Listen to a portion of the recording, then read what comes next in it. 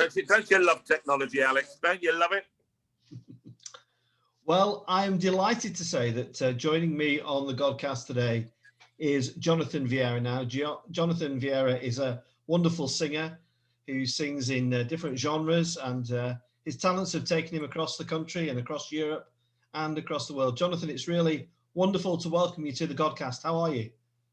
Oh, I'm all right. I'm just recovering from a kidney transplant. It happened two months ago. My wife gave me one of her kidneys, which I'm very grateful for. And so we're just kind of finding our way back into life, really. So it's great doing this. And my concerts live from the Steinway Room online on a Sunday night. So that was we did that first last week, but that was the first one after 6-7 weeks off completely. Well, 2 months off actually. And so we're back doing that on a Sunday night. So it's been interesting, to say the least. So how am I? A multifaceted question that is indeed. As if you don't need enough during the pandemic with the virus itself, you go and arrange a kidney transplant. That must have been quite an anxious time for you. Terrible. I mean, it was the worst. I was in dialysis for 7 months, and dialysis is, nobody really knows about dialysis until you do it, and goodness knows it's a horrible thing to have to do on a three times a week, 4 hours a time. It's completely restrictive. You cannot go anywhere. You can't do anything. You're a slave to the dialysis unit, and you're there with 27 other people having the same thing done, having your blood cleaned, and if you don't have it, then you'll simply quite simply you'll die. And so having the kidney transplant is a wonderful treatment, and it gives you the possibility of life again. And I'm very grateful to, beyond grateful. It doesn't quite communicate it to my wife Sue, who has donated one of her kidneys. So it's a roller coaster, and through the pandemic, it was like a perfect storm, Alex. I think a lot of people found that, and we've been over this pandemic doing this show because we couldn't go out and do anything. I've done no shows since March 2020, March the 6th, 2020, and as a performer, I've never ever been in this position where I couldn't earn a living. I just could not earn a living. You couldn't do anything. All the concerts that we had planned, 27, 30 concerts, were cancelled. Immediately the tour was cancelled. And we're now, just today, we're confirming some dates around the country coming into the autumn. And I can't wait. But, it's been terrible for everybody. And it's been a nightmare for everybody, I think, actually. Yeah. Apart from people who love to be stuck in a house, actually. Yeah. I love all genres of music, Jonathan. And recently, just a few weeks ago, I was at the Tramlines Festival in Sheffield, and it was kind of an indie festival, but the sense of joy there, not just from the crowds, but from the artists as well, this kind of euphoria that things were kind of getting back to some sort of normality.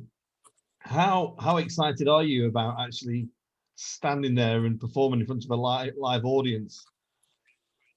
You cannot believe it. I mean, it's interesting how it was my lifeblood for 35 years. I would get up and do 40 or 50 performances a year, and around the world in opera or classical music, and then of late in my one-man shows around the country to live audiences. And the challenge for a performer is always to perform in front of people.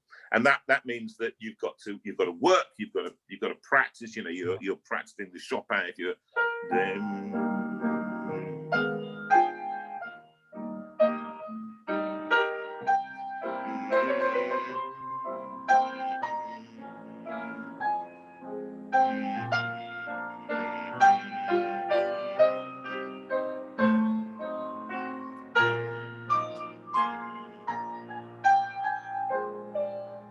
So I've been, and that's what I've been trying. I've been sitting there playing Chopin to try and get my fingers back into.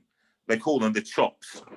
So I can play in front of an audience, because one of the things is you think, can I still do it? And I know a lot of people in a lot of professions are going, well, actually, I did this for so long, but can I still do it now? I remember being able to do it a year and a half ago, but the process of performing and the skills associated when you haven't done it. You've been watching Netflix and, you know, Prime and the BBC iPlayer, and you've been tidying a room, or you've been having an operation and you haven't had anything.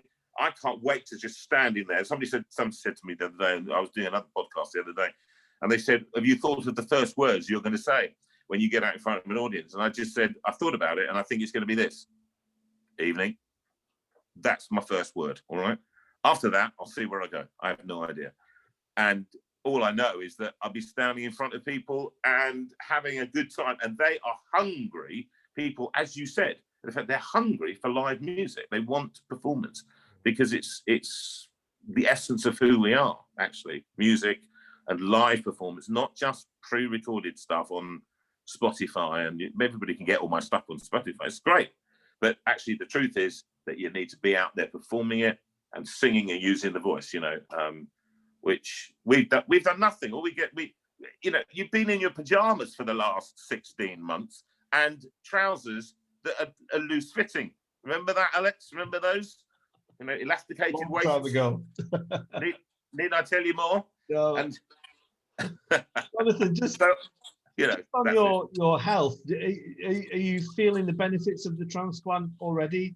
It's only been... Yeah, I am. I mean, yeah. Sue says I'm looking better, but to be honest, with a face like this, I don't know whether you can ever look better. You just kind of look as you are. So I can never tell whether I'm looking better or not.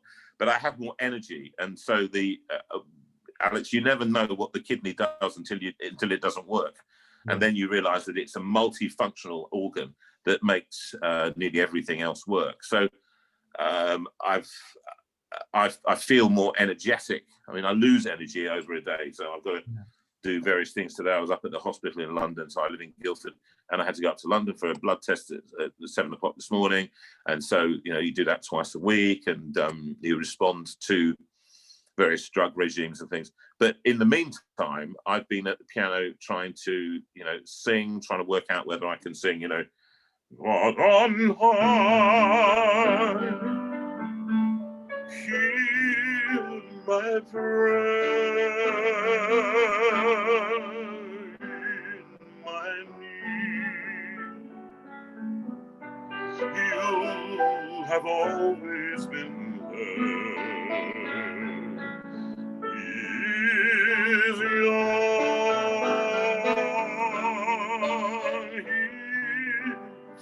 he's afraid? Let him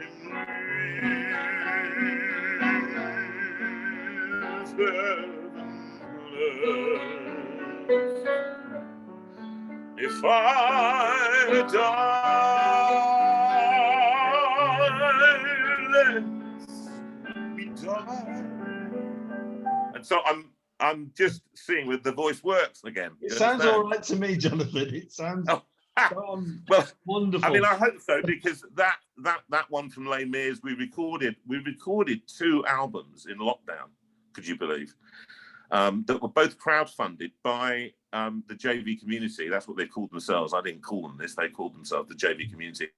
And we raised £20,685 to go and employ musicians in studios, and some of the best musicians in the world, because, of course, they were unemployed. So I had to pick of anybody I wanted. And you got some real fabulous names like Ben Castle, who's played on every album known to man with every major artist. He came on, and Bryn Howarth playing the guitar for me. So you've got Raul D'Oliveira on the flugelhorn. Mark Edwards is my producer. He's been for many years. And so you've got, you know, fantastic double bass player, Arnie Sauvagy, and a drummer, Darren E. Beckett, a New York drummer beyond that you would never think, and normally you couldn't get, but because of pandemic, they came on, and we all just played together. It was a joy in the studio to record these, you know, a mix of secular songs, some gospel songs as well. So we had absolute a ball recording 25 songs, 2 albums. You know, these are the things that we realized as musicians, that this is what we were born to do. And actually, the pandemic if nothing else, it focused in our minds on saying, this is what we do. This is what we bring to the universe, to people's lives. And this is how we bring hope, I suppose. Actually, that's what music does. Yeah. Jonathan, tell me about the importance of your fans, the JVs, as you called them. I talked to a guy called Rick Witter from an indie band called Shed 7 recently, and Jonathan Antoine, and they both talked about how important their fans have been during this pandemic. They've kind of, that goal is to get back to those people that pay the pound notes to come and see you. How important is that to you? I can't even put I mean, this is going to sound like one of these kind of the celebrity thing where they say, oh, my fans are so important to me, and it sounds so disingenuous. My wife and I, sorry, I'm showing my chest to you. I must be more demure, mustn't I? Otherwise, you've got you're buttoned up right to the top, and I'm not. The fans, as I often have said in opera or anything else, the fans are what we go there for. The audiences that come to see you, to see JV or to see Shed 7 or whoever it is, they come to see you because they love what you do, and your responsibility to them is almost an unwritten contract. That your contract is with them. It's not with even the record companies. It's with the audiences that will buy the records or will download your music or will come to the concerts and will support you through thick and thin. And we've had thousands of people that have tuned into the show. I mean, when we started doing the show, I have to say to you, Alex, we didn't. I wrote a song at the time from number 6. As an Anglican priest, you will know that actually in the Anglican order, you're the one that can say it, because it's the Aaronic blessing. The Lord bless you and keep you. The Lord make His face to shine upon you. And I'd just done an album just before we did lockdown called Hymns Project 2. And I'd recorded this, and it was, the Lord bless you and keep you. The Lord make His face to shine on you. The Lord bless you and keep you and give you His peace.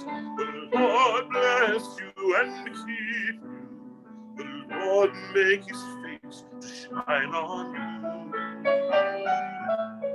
The Lord bless you and keep you and give you His peace and give you His peace.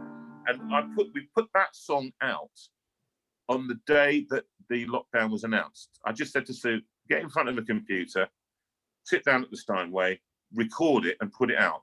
And within a day and a half, we'd had 10,500 views. And now, bearing in mind that up to then, you have a few, you might have 1,000 if you're lucky. And suddenly people from all around the world were downloading this. And it was people writing in who were not Christian, not of faith, nothing to do with faith at all. And they just said, I put it out as a comfort to people, all right? Because at that time, I felt that we all needed a blessing, because this was what was going on was unprecedented. And if anything, the church had to be there, and Christians had to be there for people who didn't have faith, who didn't know what it was. And people say, I wish I had your faith. You don't have to have my faith. But those words, which have historicity, they have a background, they come from somewhere really special, thousands of years old. And as Aaron holds up his hand and he says, the Lord bless you and keep you, the Lord make His face and give you His peace. And at that time, people were so moved. And so we then said, well, let's do it. Let's go on and say hello to people live. Somebody said, my nephew suggested I go on and live and do it on Facebook Live. So we did it, sung a couple of songs. That lasted, we suddenly started seeing hundreds of people tuning in. And then it was thousands of people tuning in. At one point, we had 20,000 views within the week. Now that doesn't mean 20,000 people. It meant around about 10 or 15,000 people, but from around the world. And now what we've got is almost like an online church of people meeting because they couldn't meet anywhere else. So the evening became a way of serving them as they served us, as they came and listened to us. And then we gave, and this was the thing, that the fans then became incredibly generous. So I would get interviews. I've got 60 interviews with different people in different, some Christian, some not, charities that were changing people's lives, food banks, and they would raise money. And Alex, what I did is I put the collection plate round each week and said, let's change a few people's lives.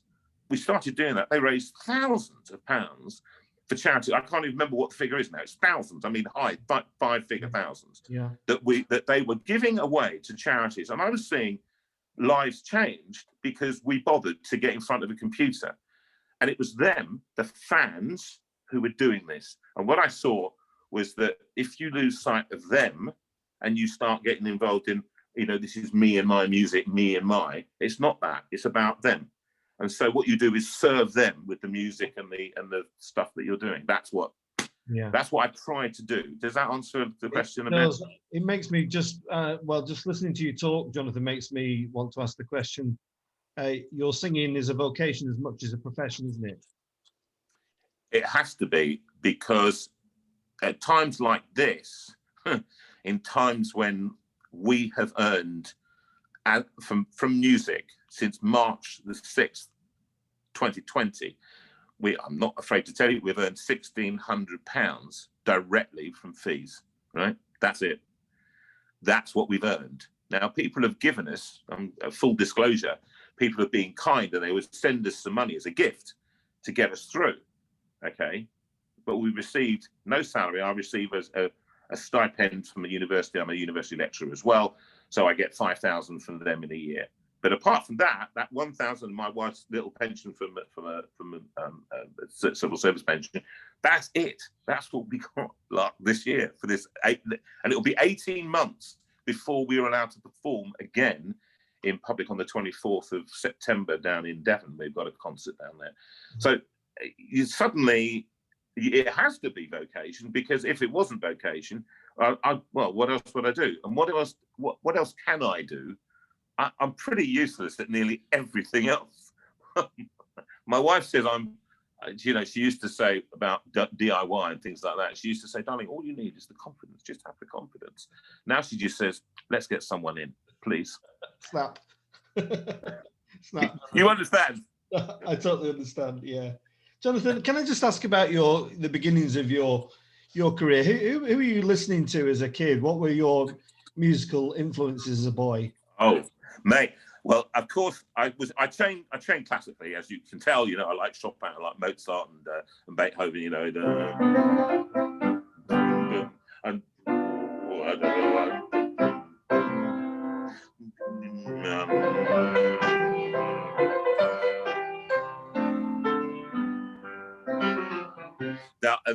Beethoven obviously was a big kind of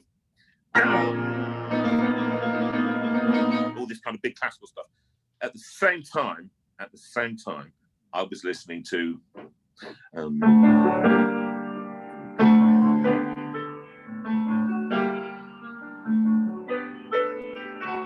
don't go changing to try and please me. You never let me down before. You always had my unspoken passion, though I might not seem to care. And Billy Joel was my absolute go-to, because I was a pianist. Yeah. I loved his style. I loved his lyrics. My life, all that. I don't care what you say anymore. This is my life. Bum, bum, bum, bum. Carry on with your own life. Leave me alone. So I was listening to that.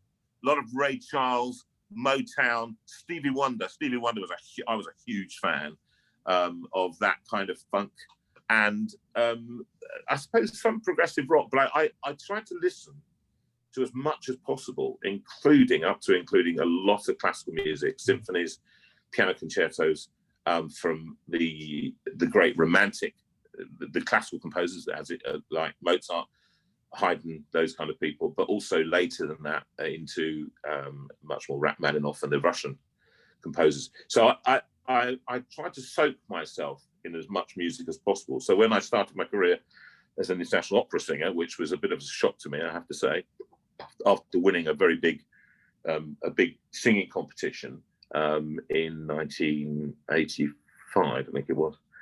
The Peter Pierce singing competition. I won that, and I also won the Capital Radio Prize. So I won about £4,500 in 1985, which was a lot of money, and it was tax free.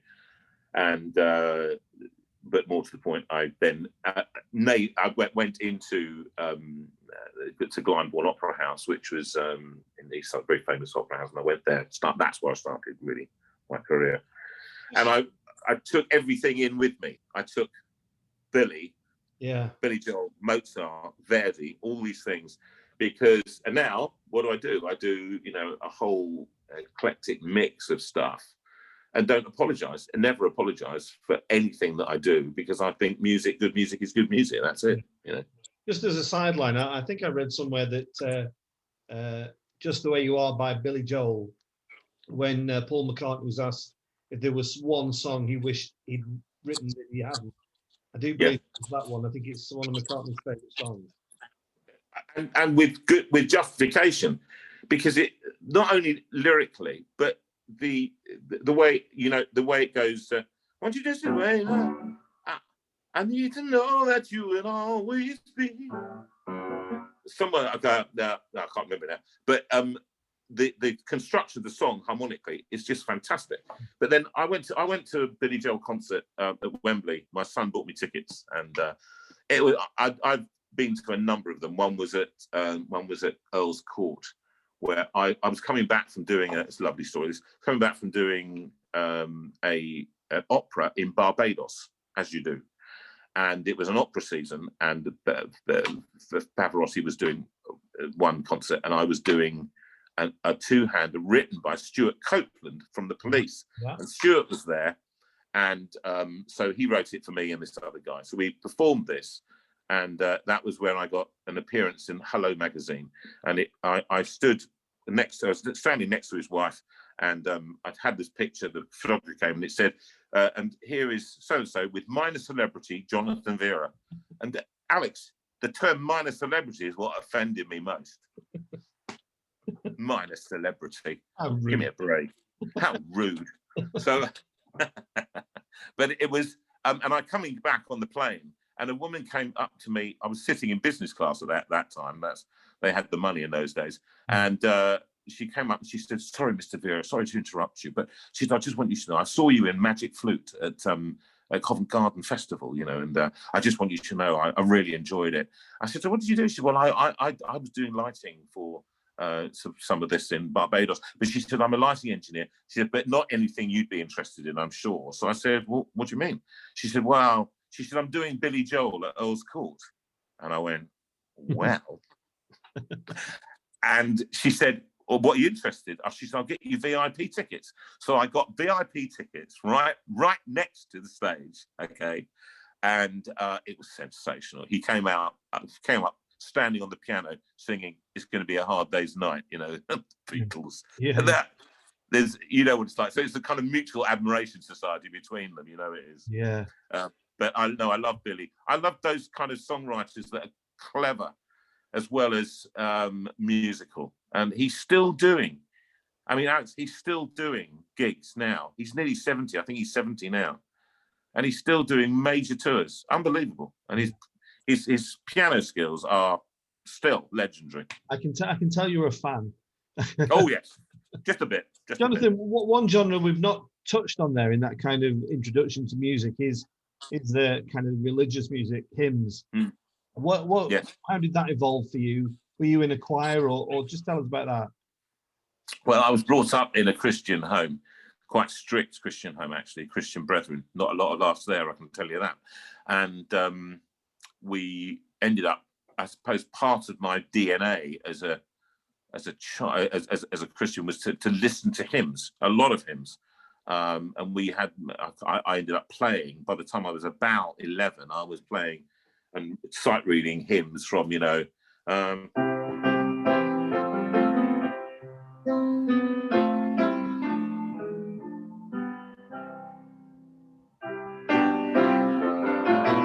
all those, I think, and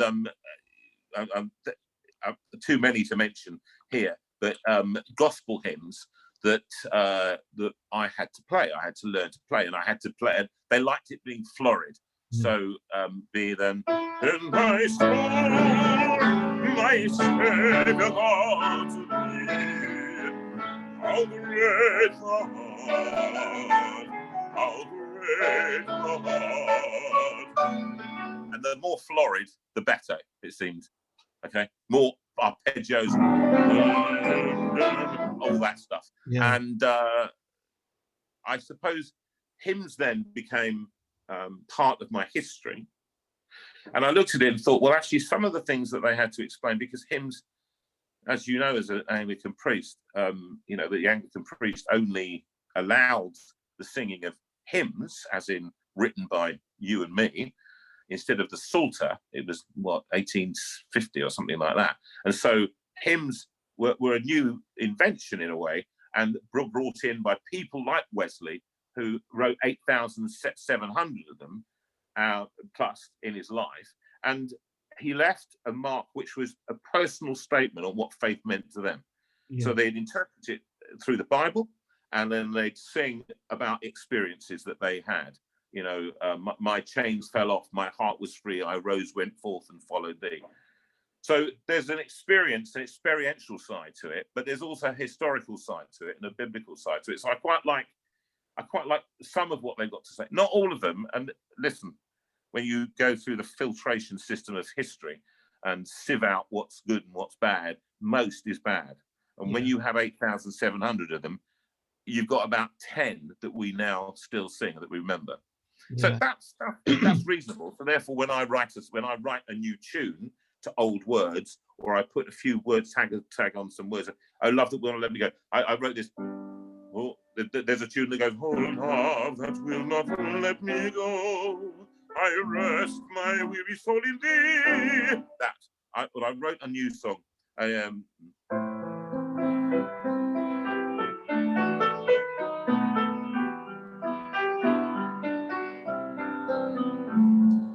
Oh love that will not let me go, I rest my weary soul in thee. I give thee back the life I owe, that in thine ocean depths flow may reach a full be, may reach a full be. Oh, perfect love, unchanging love, oh, love that will not let me go. Oh, perfect love, unchanging love, oh, love that never lets me go. And I sat and wrote that and started thinking, you know, there are some of these words that have come out of experience. He who wrote that lost nearly everything in his life, and he was writing it as a blind person, a Baptist minister. He writes, and I trace the rainbow through the rain, and those images, I think they're some beautiful poetry, actually, Alex, and that's what I wanted to try and capture. Again, the sense of that, because often the modern hymns, they're a little bit kind of kitchen sink. Well, let me ask you, Jonathan, I want to ask you, because it's on my list of questions. I've just drifted away with this. I've just enjoyed these. Yeah, hey, look, it's the chat. It's great. It's lovely. I love this. But I just want to, as an educator yourself, what was your take on hymns as education? Because, you know, there are some great contemporary Christian acts out there. Matt Red, probably the top of it. But you know, even in our church schools, we tend not to sing hymns as much as we used to. But there's some good messages and theology in there, isn't there? What's your take on that in terms of school education? Well, school education, pedagogy, and it's very interesting. I teach at university, so one is bound by certain regulations about faith, about being explicit about faith. If it's a church school, I guess they have more leeway. There are, according to the Board of Education and the diocese here, you can do certain things, but you've got to be very careful about what you're doing and what you're putting in. clearly, there is a move away from, in assemblies, from singing. So group singing, apart from if you're singing, I don't know, "You Raise Me Up" with a church, with a group choir or something like that. They will do what I call the kind of songs of praise approach, which is hills, mountains, and flowers, and all that kind of thing. And yet, what it misses out is the central doctrine, the truth, as we understand it, of the gospel about Jesus and why he comes, the history around him, the stories that we could tell. When we were, let me just go back, just step back a bit. The reasons that hymns were written often were not just because I read about this quite extensively. Hymnody comes about, and Wesley writes as prolific as he is, because he has a choir practice. He had a choir practice every Tuesday night. And people they didn't read. They had to learn the hymns to a largely illiterate audience.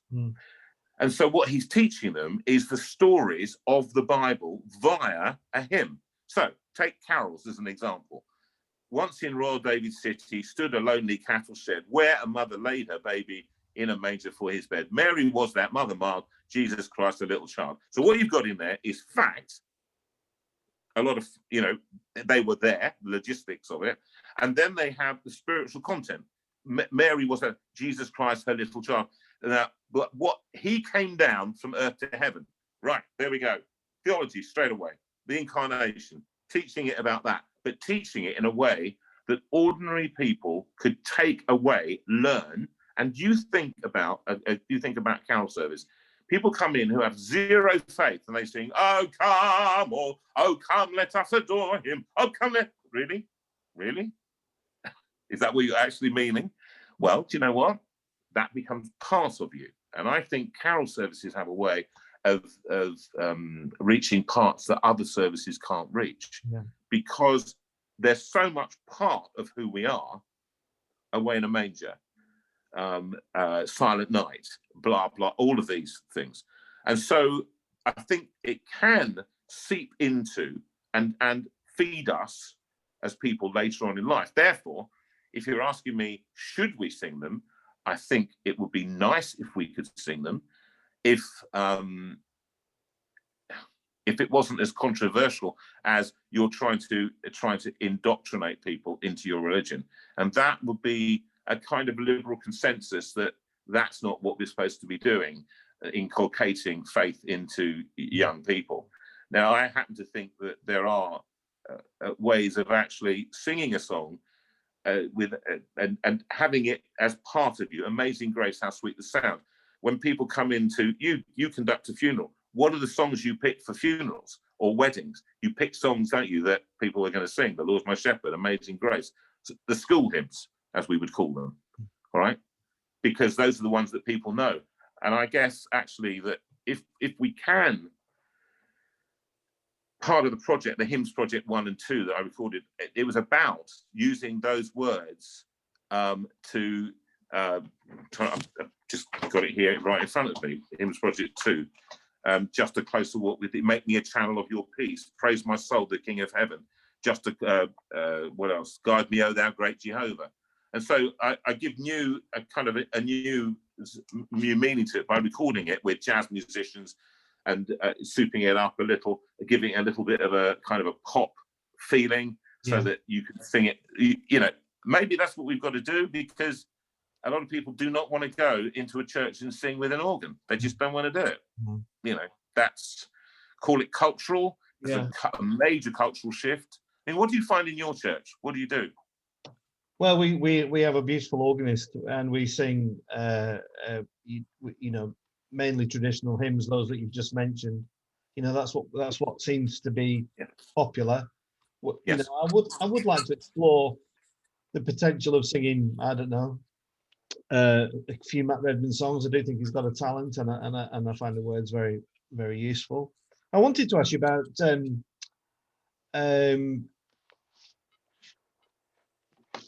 Go on. Sorry, somebody's trying to get hold of me. About you mentioned the 23rd Psalm there. The Lord is my shepherd. Yeah. Is that something that you've given much time to looking at and studying the Psalms? Because if we're not singing hymns anymore, well, we're certainly not singing the Psalms anymore, are we? Are they something that interests you? How could they not interest you if in a sense that Psalter was the basis of all Christian worship for hundreds of years. It was the only authorized hymn book, as it were, to sing songs from there. Or you had books like Psalm Praise in the 60s and 70s that were written by Bishop Bourne and people like that. And I find the Psalms fascinating. And the reason I find them fascinating is coming from a point of, I'm by nature, I'm going to put this out there, I never mind about telling people, I'm by nature depressive. And so, part of this kind of the artistic sense of me, maybe creative people do tend to be more glass half empty, or as my wife says, never mind about half empty, somebody's nicked the glass, as far as I'm concerned. And so when you look at the Psalms, you see Psalms of desperation as well as Psalms of praise and thanks.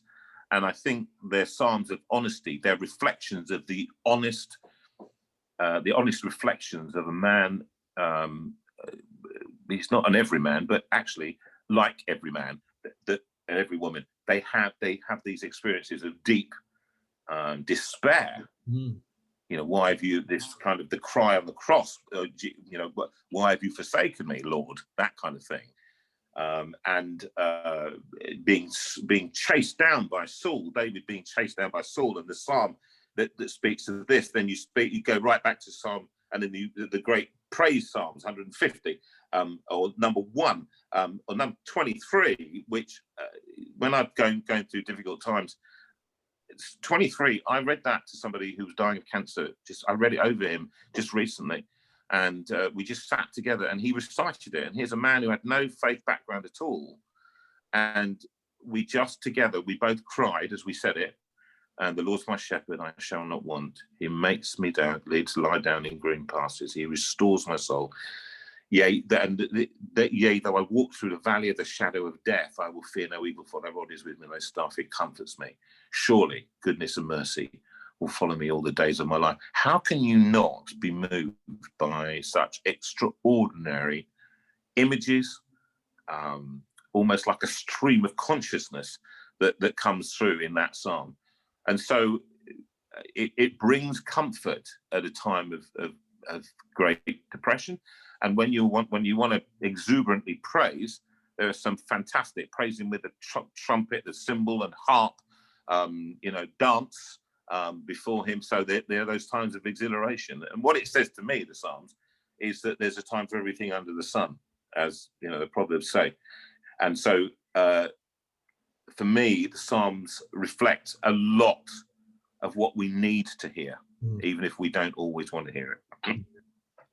Jonathan, this time has just flown by because I love music with a real passion, but Burnley's probably not described as a hotbed for opera.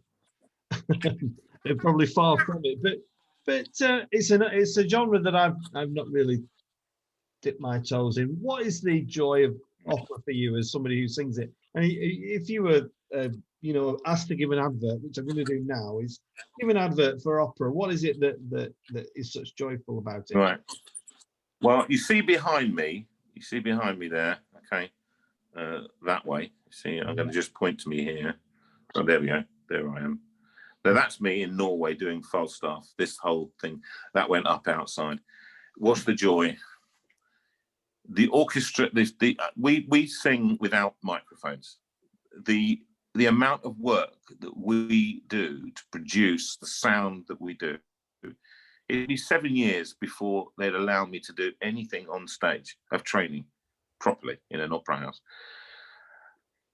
You then, once you start that apprenticeship, then you go through, and that before you do the big roles like that I've just shown you as the title role in that, about 168 times around the world, and you have to go through so much. Now, the musical score, the orchestra, a 68-piece orchestra, you know, a massive band of musicians.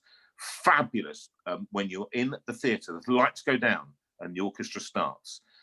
The smell of the theatre, the incredible achievement of sometimes up to 150 people on stage singing powerfully without microphones, okay?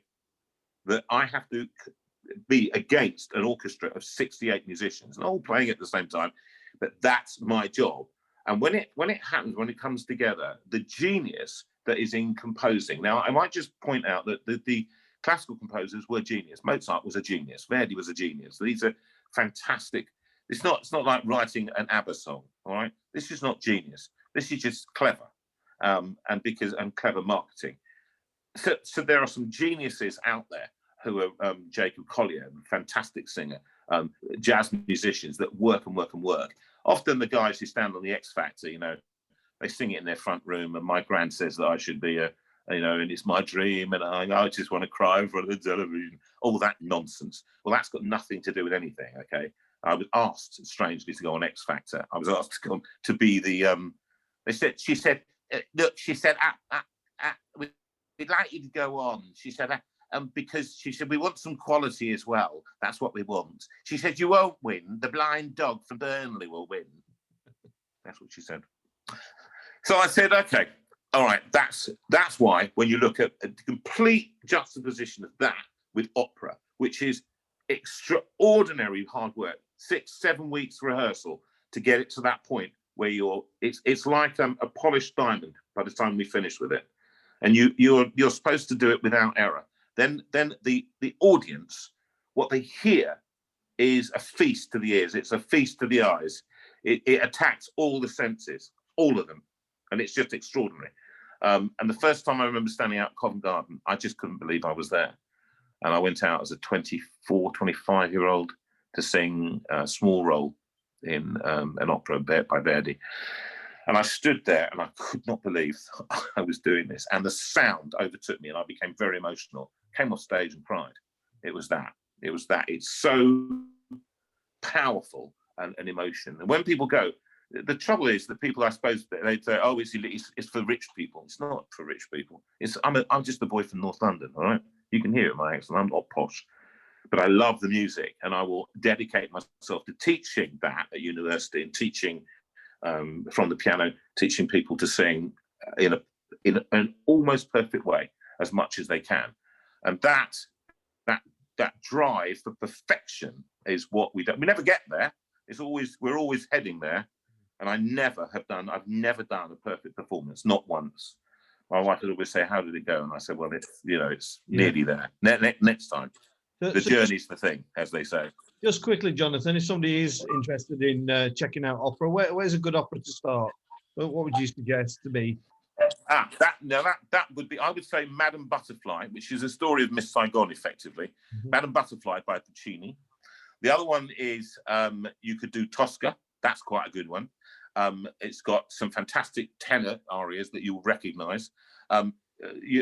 Puccini is quite good because you hear things like, you know, nessun dorma, principessa, that one, I don't sing that one, it's a tenor aria. But you get bits that you recognise. In the Madame Butterfly, you'll hear the humming chorus from the choir. And it's just, you'll recognise it. You go, I recognise that. Another one to do would be the Barbara Seville, which is a work by Rossini. That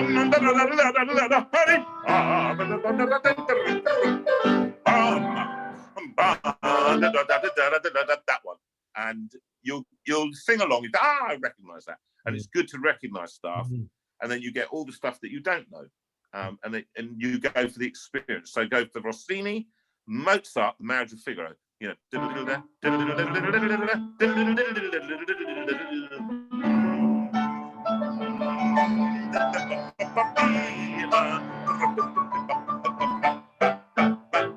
That's a great one to start with. That's Mozart. And Don Giovanni.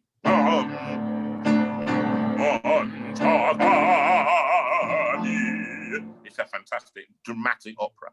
And I did that so many times, Glyndebourne with famous Curity Canaway and all that kind of stuff. So all of those are great ways to start and to listen to it on Spotify, listen to it, but go and book one.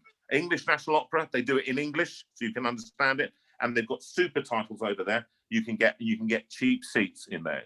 Okay, so you're not paying a fortune to do it, but even if you're paying 20 or 30 pounds, you go and do that to watch a football match, or for 50 pounds. So go and experience it. Don't diss it before you've tried it, man. No, that's what I would say. I will definitely go and put some on my Spotify the minute we've finished.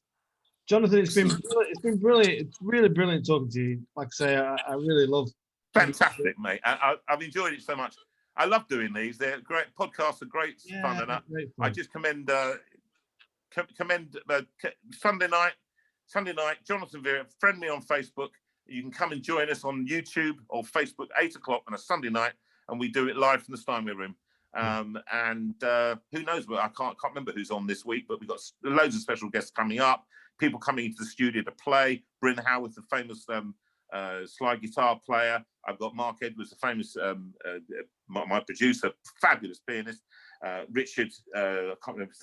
Another fabulous pianist coming in who will just blow your socks off, as well as interviews and various other things that we do. So that's on Sunday night. Join us there and learn more about me. Otherwise, jonathanveira.com. Go on there and find out about what we're doing and where we're doing it, calendars and everything else. Alex, it's been very, very lovely of you to interview me, and it's great to talk. Wonderful, Jonathan. Jonathan, could you play us out with? Well, can I make a request? I've got one of my friends is Ave Maria. I don't know if that's in your portfolio, but also the 23rd. Right, Jonathan, let's just say cheerio, and we'll play out. And thank you so much, Jonathan, for coming on the God Class. It's been an absolute pleasure. Thank you. It's been a pleasure, mate. God bless you, and have a good post-pandemic.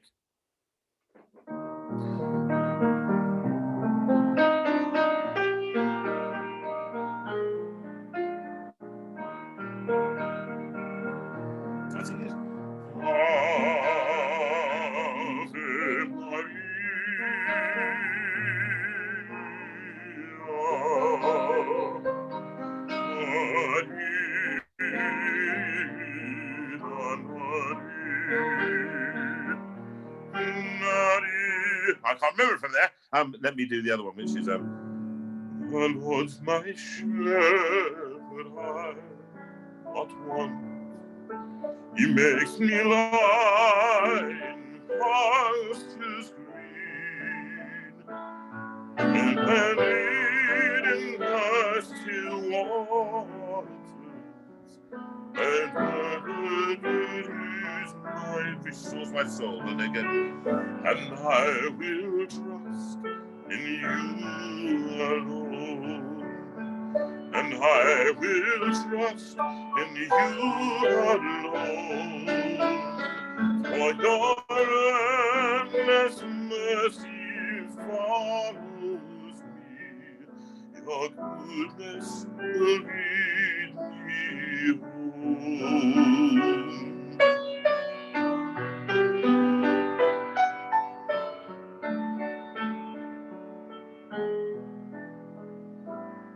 Oh, I walk the darkest path, I will not fear the evil one, for you are with me, and your rod and staff are the comfort I need to know. And I will trust in you alone, and I will trust in you alone, for your endless mercy follows me, your goodness will lead me home.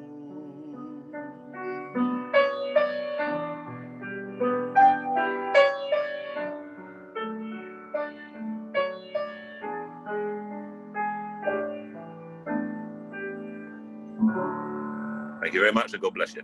Thank you. Thank you so much, Jonathan. God bless from Burnley, and thank you again. Thank you.